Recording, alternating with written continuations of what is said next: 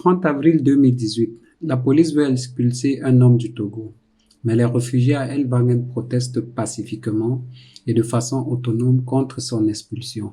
Par conséquent, l'ami du Togo ne sera pas expulsé pour le moment. Un succès de solidarité. Mais le lendemain, le journal Bild, entre autres, écrit « Des policiers contraints par la violence d'annuler la déportation.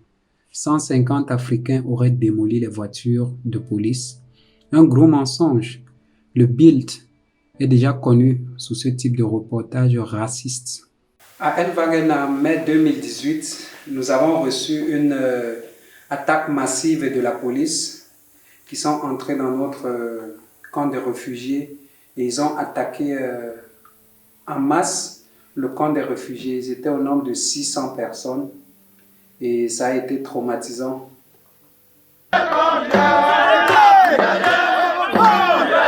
Je coupe ici et je recommence. 9 mai, à Elwangen, 300 personnes sont dans la rue. Ils manifestent contre les violences policières. Une semaine auparavant, leur devise: nous sommes des réfugiés, pas des criminels. On a beaucoup parlé de nous. Maintenant, c'est nous qui parlons. Nos cœurs sont pleins d'amour. Après cette attaque des policiers, les réfugiés se sont organisés et ont annoncé auprès de la commune et réalisé une manifestation et une conférence de presse devant le Lea.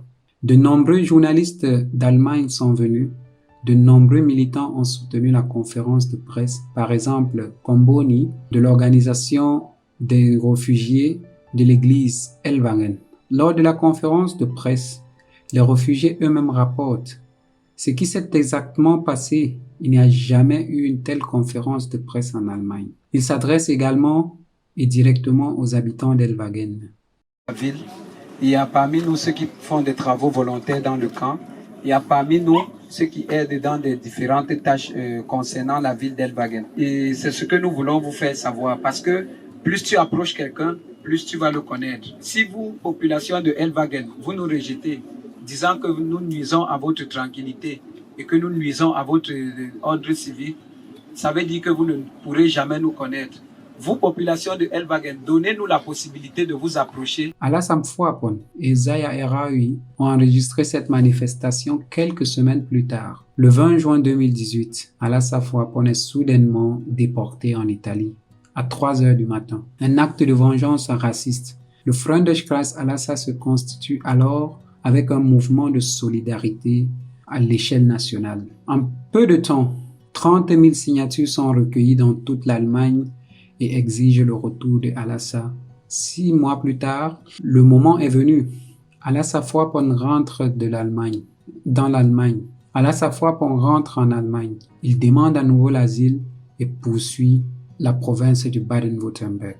Oui, nous avons décidé de porter plainte contre l'État du Baden-Württemberg, tout simplement parce que les réfugiés, à un moment donné, avaient perdu la confiance dans le traitement d'asile, en Allemagne en particulier, à propos de cette attaque. Parce que cette attaque, non seulement était illégale, et ça a été avec plein de peine. Et les réfugiés avaient perdu confiance. En tant que porte-parole des réfugiés, on a décidé de porter plainte pour que la justice puisse délibérer cette affaire. Aujourd'hui, Alassane Fouapon est apprenti en Rhénanie du Nord de la Westphalie, en tant que réalisateur média pour l'image et le son. En janvier 2021, il reçoit une lettre de son avocat. Enfin, le procès est fixé. Le 18 février 2018, son procès contre la province de Baden-Württemberg sera jugé.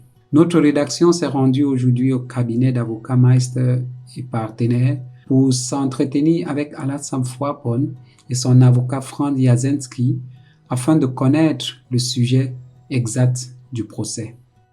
Le 18 février, le procès d'Alassane Fouapon contre l'État du Baden-Württemberg aura lieu au tribunal administratif de Stuttgart, dans le but de déclarer illégale l'opération policière du 3 mai 2018 au centre d'accueil de l'État d'Elwangen. Cette opération de police est également l'objet direct de ce procès.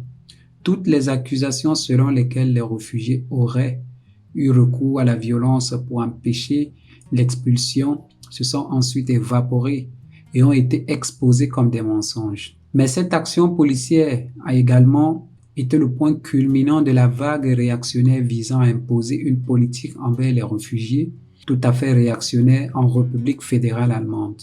La campagne contre le sauvetage en mer, qui a ensuite conduit à des milliers de réfugiés noyés en Méditerranée, la fermeture des frontières extérieures de l'Union européenne, le renforcement de la police des frontières de l'Union européenne Frontex, la loi de Seehofer Fillets pour obtenir l'expulsion et la détention des réfugiés sont des exemples.